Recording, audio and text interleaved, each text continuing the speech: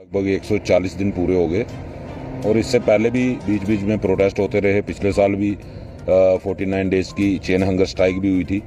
तो ये सिलसिला लगातार लगभग 3 साल से कंटिन्यू चलता आ रहा है और एडमिनिस्ट्रेशन के लोग हों या खुद एलजी साहब हों, 2 बार हमें अफसोस इस बात का है कि 2 बार एलजी साहब अपनी ही बात से मुकर गए। जैसा कि जब एलजी साहब जम्मू में आए तो उनको एक विकास पुरुष का नाम दिया गया था।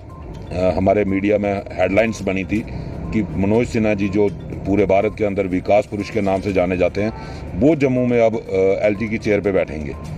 तो उनके साथ 11 नवंबर 2020 को जब हमारी मीटिंग हुई तो उन्होंने हमारे साथ वादा किया था कि डीडीसी इलेक्शन खत्म होने दो, उसके बाद आपकी रेगुलराइजेशन पॉलिसी जो है वो स्टार्ट कर दी जाए। पर उसको तो पूरे 2 साल होने वाले हैं ना अब। बिल्कुल मैम, 2 साल होने वाले हैं। और इसके साथ साथ अभी जब ये हमारा आंदोलन चल रहा था तो पिछले दिनों गुलिस्तान न्यूज़ के चैनल पर एक कनक्लेव के अंदर एलजी मनोज सिन्हा जी ने खुद 10 सितंबर को ये कहा था कि ये जो लोग धरने प्रदर्शन कर रहे हैं, तो हमने एक कमेटी कॉन्स्टिट्यूट की हुई है जो इसी माह के अंत तक रिपोर्ट सबमिट कर देगी और इनका हम कुछ ना कुछ करने जा रहे हैं। लेकिन आज उसको भी लगभग 1.5 महीने से ज़्यादा हो गया।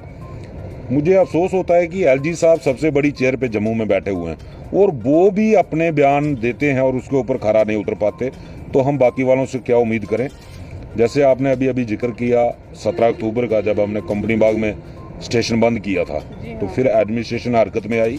उसके बाद डिबकाम साहब ने हमें बुलाया और ये वादा किया कि विद इन डेज एक कमेटी बनाएंगे जैसे ही सेक्टर जम्मू में खुलता है, क्योंकि अभी तो सेक्टर श्रीनगर में है, जब जम्मू में खुलता है तो कमेटी बनाएंगे और आपके इशू को डिसीजन लिया जाएगा, करना है या नहीं करना है। जो भी सरकार को करना होगा वो डिसीजन लिया जाएगा। तो उसके लिए उन्होंने कुछ हमारे डिपार्टमेंट से डिटेल मंगवाई थी, जो कि अभी तक हमारे डिवीजनल से डिटेल नहीं आ रही है, जिस वजह से हम उनके साथ भी अब दोबारा नहीं जा पा रहे। क्योंकि जब हमारे पास डाटा ही कंप्लीट नहीं है जो उन्होंने मांगा, तो हम जाएं क्यों, किस तरीके से जाएं और जाके करेंगे क्या।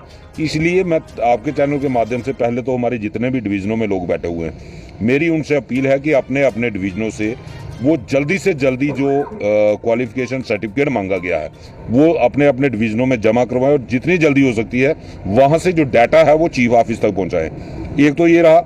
दूसरा, जैसे ही ये डाटा होता है उसके बाद हम डिबकाम साहब से मिलेंगे। हम इसी चीज़ का इंतज़ार कर रहे हैं कि हम उनके पास जाएं। जैसा उन्होंने खुद कहा था कि जब हम अगर एलजी साहब के पास अगर आपको मिलना है तो मैं आपको एलजी साहब के पास ले चलता हूं, लेकिन जब हमारे पास कोई प्रपोजल ही नहीं होगा तो हम एलजी साहब के पास क्या करेंगे। मिलने को तो आप पहले भी मिल चुके थे, तो वो हमें उनकी बात अच्छी लगी कि हम पहले भी एलजी साहब से मिले थे लेकिन निकला कुछ नहीं। हम चाहते हैं कि इस मसले का हल निकले, तो हम जाएं तो पूरी तैयारी के साथ जाएं, अपना डॉक्यूमेंट्री जो भी जिस तरीके से भी हो वो हम लेके जाएं। तो देखते हैं कि शायद चीफ साहब पूरे कांटेक्ट में हैं डिबकाम साहब के, और हम भी चीफ साहब के साथ लगातार कांटेक्ट में हैं। जैसे ही वो डाटा हमारा होता है तो उसके बाद डिबकाम साहब से दोबारा एक मीटिंग होगी और मीटिंग के बाद उनका क्या रिस्पांस है, एडमिनिस्ट्रेशन का क्या रिस्पांस होगा, वो उसके बाद ही पता चलेगा। पहले कहना जल्दबाजी होगा कि सरकार करेगी या नहीं करेगी, लेकिन हमारा आंदोलन तब तक जारी रहेगा जब तक कि रेगुलराइजेशन पॉलिसी के ऊपर सरकार स्टैंड क्लियर नहीं करती। हमने सरकार को दोनों ऑप्शन दिए हुए हैं। अगर आपको नहीं रखना है, अगर आपने डेली वेजर को परमानेंट नहीं करना है, तो एक ऑर्डर निकाल दीजिए कि हमने आपको परमानेंट नहीं करना है, जिसने 9,000 पे करना है वो करे। तो उसके बाद हम देखेंगे कि उसके बाद क्या करना है। लेकिन एलजी साहब से भी यही रिक्वेस्ट है आपके चैनल के माध्यम से कि आप जो छवि लेके जम्मू कश्मीर में आए थे, कहीं ना कहीं वो छवि भी दागदार हो रही है। आप अपने ही वादे पूरे नहीं कर पा रहे, जो कि आपके लिए मतलब आपकी छवि के लिए सही नहीं है। आप अपना किया हुआ वादा जल्द से जल्द पूरा करें ताकि इन 61,000 डेली वेजर जो ऑल डिपार्टमेंट में है, और पीएचई की बात करें तो पीएचई का 22,000 था, अभी लगभग 18 के आसपास रह गया। तो इन लोगों को भी रिलीफ मिले जो 28 साल से ये लोग बंधुआ मजदूरी कर रहे हैं, उस बंधुआ मजदूरी से आज़ादी मिले। भैया जी, जिस तरह से आपने बोला कि कुछ मेजर्स हैं जो कहीं ना कहीं ऑफिस की तरफ से भी उठाए जाने चाहिए और आप लोगों के जितने भी डॉक्यूमेंट्स हैं वो सब जल्द से जल्द सबमिट किए जाने चाहिए, आपको क्या लगता है कि इस सब में देरी कहाँ पर हो रही है? देखिए, पहले तो मैं तो सीधा स्पष्ट करूंगा कि अगर आज तक ये मसला हल नहीं हुआ तो इसमें सबसे बड़ा अगर रोल है तो वो हमारे पीएचई डिपार्टमेंट का है। क्योंकि जब भी सरकार के पास कोई डाटा भेजा जाता था, इनका डाटा कभी एक बराबर नहीं रहा।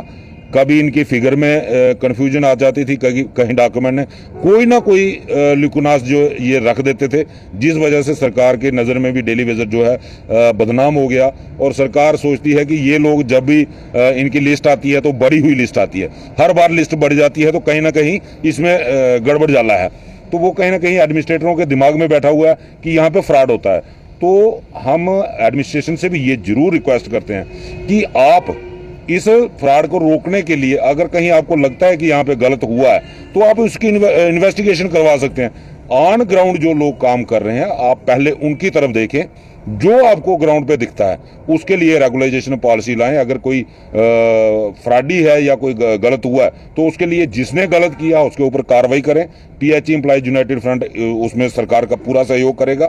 और दूसरा, मैं डिपार्टमेंट से भी कहूँगा कि जो लोग, अगर आपको लगता है कि कहीं गलत हुआ, तो उसका सीधा ऑप्शन है कि आप बायोमेट्रिक अटेंडेंस शुरू करें। बायोमेट्रिक अटेंडेंस में सारी चीज़ें जब बायोमेट्रिक होगी तो उसमें आपको सब कुछ क्लियर आ जाएगा, उसमें फ्रॉड वाला सिस्टम ही खत्म हो जाएगा।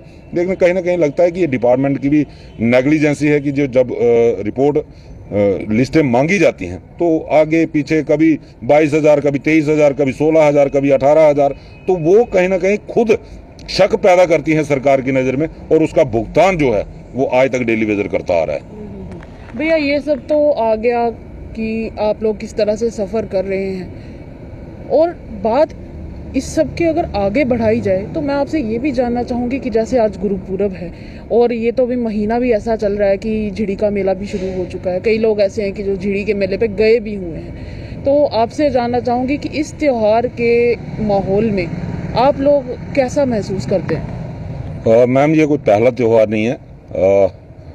22 जून से लेकर उसके बाद रक्षाबंधन था, दिवाली हुई, ईद हुई, जन्माष्टमी हुई, भैया दूज हुई, आज गुरुपुरब भी है, मेल भी है। तो ये सारे त्योहार हमारे इसी दरी पे गुजरे हैं।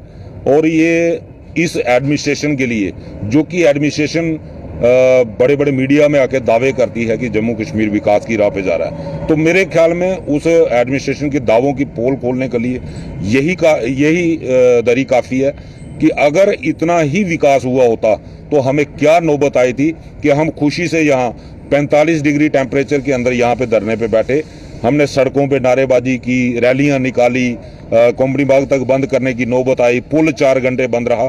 अगर हम लोगों को घर में राशन होता, हमारे बच्चों के लिए एजुकेशन प्रॉपर होती, हमें इतना जेब में पैसे होते कि हम अपने बच्चों को एजुकेशन दे पाएं, तो हमें यहाँ बैठने की नौबत नहीं आती। आपने देखा होगा 22 जून से लेके 1 अगस्त तक हमारे यहाँ पे टेंट भी नहीं था, ना ही यहाँ पे दरियां थी। हम जमीन पे बैठ के और बिना टेंट के यहाँ प्रोटेस्ट करते थे जब 45 डिग्री टेम्परेचर था जम्मू का। लेकिन अगर खुशी से कोई नहीं करता, हमारी मजबूरियां हैं।